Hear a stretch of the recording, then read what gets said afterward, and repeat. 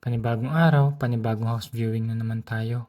Condo Townhouse nga ulit for today's video. Sa lahat ng condo townhouse na napuntahan namin, ito yung may pinakamababang maintenance fee. Bukod sa maintenance fee niya, interesting nga tong bahay na to. Mamaya ko sasabihin kung bakit. Tingnan na muna natin tong CR. Pagpasok mo nga lang, may makikita ka na kagad na powder room. 2-piece nga lang to, sink saka toilet. Sa kabilang pintuan naman, sa left side, ito nga yung access mo sa garage.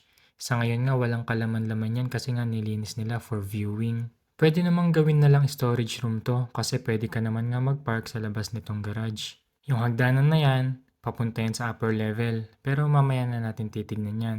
Unahin na muna natin tong main level kasi nandito na rin naman tayo. Ito yung living area nila na 9.28 square meters yung sukat tapos hardwood floor. Hardwood floor din tong dining area nila. May sukat yung 8.18 square meters. Ito naman yung walkout mo papunta sa backyard. Hindi na nga ako lumabas dyan sa walkout kasi kitang-kita naman dito. May maliit na storage at maliit na deck na pwede namang lagyan ng table and chairs. Yung kitchen naman nila, 7.67 square meters yung sukat.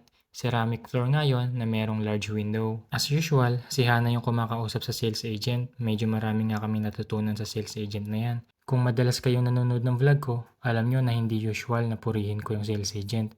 Pero itong sales agent na to, bilib na bilib ako sa kanya. Sobrang transparent niya kasi. Mabalik tayo dito sa bahay. Dito nga pala sa basement tong laundry area nila.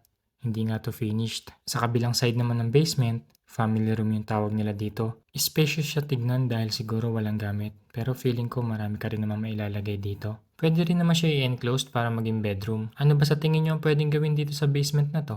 Comment nyo naman para may idea ako. Hindi sa amin tong bahay na to, pero makakatulong yung comments nyo para malaman ko kung ano yung pwedeng gawin sa mga gantong space. Next naman nating papuntahan yung upper level nila. May 3 kwarto nga dito at isang full CR. Unlike nga sa CR sa baba, 4-piece yung nandito sa taas. May sink, toilet, bathtub at shower. Habang pinapakita ko nga tong second level, sasabihin ko na kung bakit naging interesting tong condo townhouse na to para sa akin. Ibinibenta kasi nila tong condo townhouse na to sa halagang 625,000 Canadian dollars. Or sa Philippine peso, 25.2 million pesos. Sa parehong halaga lang din to nabili ng current owner noong June 30, 2021. Pero bakit parehong halaga niya lang din to binibenta ngayon? Noong 2021 kasi ang tindi ng demand sa mga bahay, puro bidding. Kaya listed tong bahay na to sa halagang 530,000 Canadian dollars. Tapos umabot sa 625,000 Canadian dollars yung final price. Halos 4 million pesos yung itinaas mula dun sa initial price at dun sa final price. Gusto talaga siguro makasigurado ng owner na to na makukuha niya tong bahay. Pero sa ngayon na bagsak ang housing market dito sa Canada dahil na rin sa taas ng interest rate, gusto lang siguro mabawi ng owner kung magkano ibinayad niya dito sa bahay na to. Kaya niya ibinibenta sa parehong halaga pero sa tingin ko hindi to mabibenta sa halagang 625,000 Canadian dollars. Siya nga pala, kung hindi ka pa nakafollow sa page ko, pa-follow naman. Baka pwedeng pa-share na rin ng video na to.